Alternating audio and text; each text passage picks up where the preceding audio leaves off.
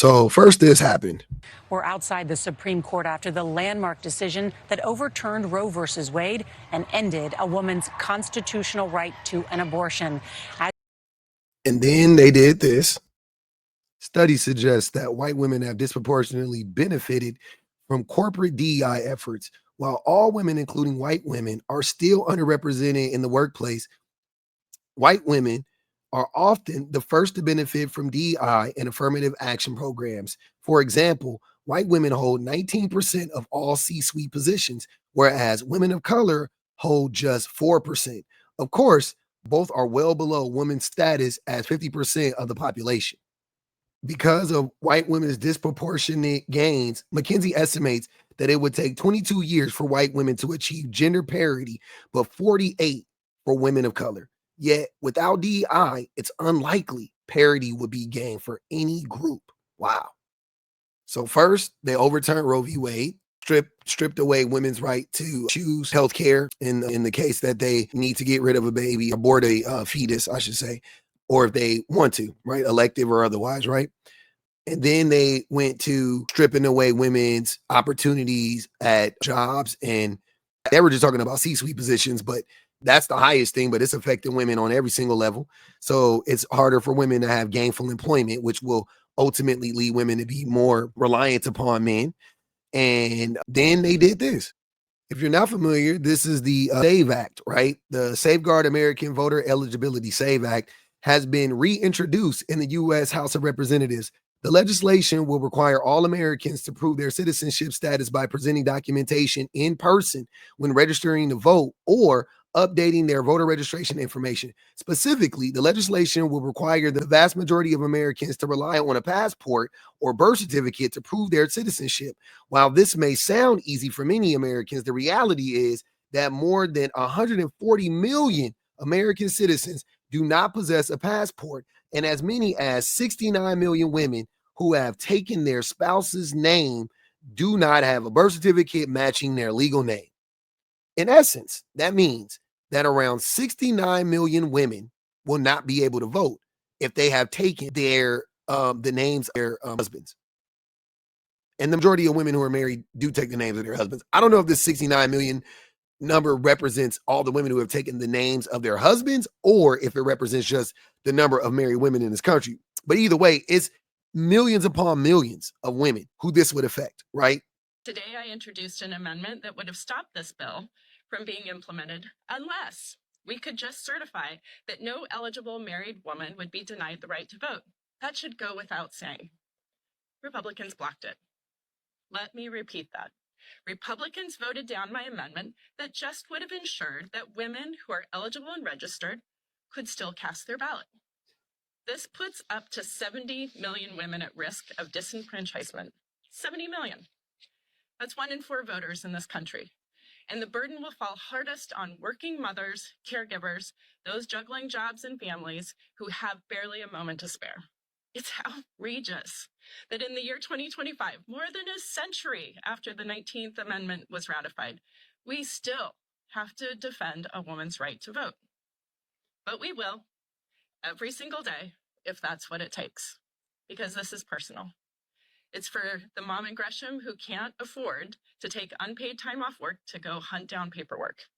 It's for the woman in Hood River whose name no longer matches her birth certificate, who doesn't have the $160 for a passport. Are we really going to tell her she can't vote? Republicans failed to show up for their mothers, their daughters, their wives, and every woman in their life. But we are going to keep showing up, and we're just getting started.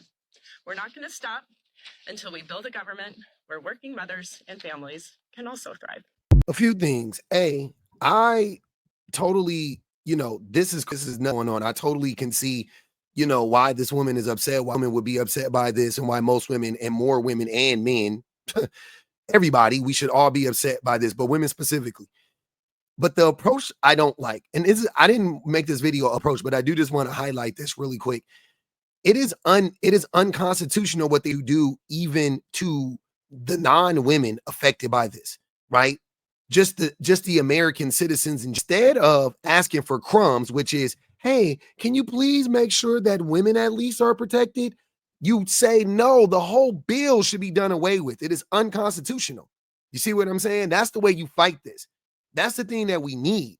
We need more people on our side. Instead of just trying to get women to protect women, as a group, we should be all locking arms together for women, for immigrants, for poor people, disenfranchised people, people who don't have the money to get a passport. Like she said, she talked about the women that can't afford to get the passport. But what about the disenfranchised Native Americans that don't have the money to get the passport? What about the people living in Detroit, living in poverty, that they already make it damn near impossible for them to vote? But then you're going to make it even harder for them to vote. They have to go get a driver's license. They have to go get a passport, and they're never going to leave the country, and they don't have a car.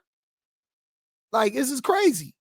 This is not the approach. We ask just for women. The approach should be, hey, everybody, this is unconstitutional for everybody involved, right?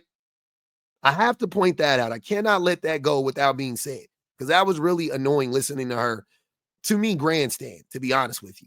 Like, oh yeah, no. The disenfranchised Latino people, poor people, the white people in West Virginia, people in Mississippi and Alabama, oh, no, we don't care about them. But I'm a white woman. Like, no. We're not doing this. Is why I typically don't like Democrats, because what the fuck are we doing? It's the whole thing is unconstitutional.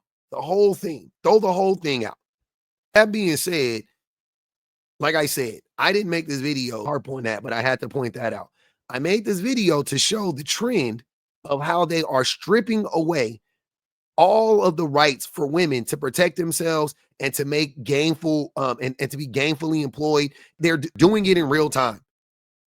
And I don't know what it's everybody to wake up. I have no idea, right? But it's time. The protest was cool, right? White women got out there. That was great. We need that. We need that every weekend. You know what I mean? Like that needs to be every weekend we need to do that. Weekend we need white people out on that. We need white women out on that lawn. We need white men. We need men to show up for women. We need we need that when I talk about the nation, we need, as a nation, as working class people, we need that. The writing is on the wall. It's bright as day.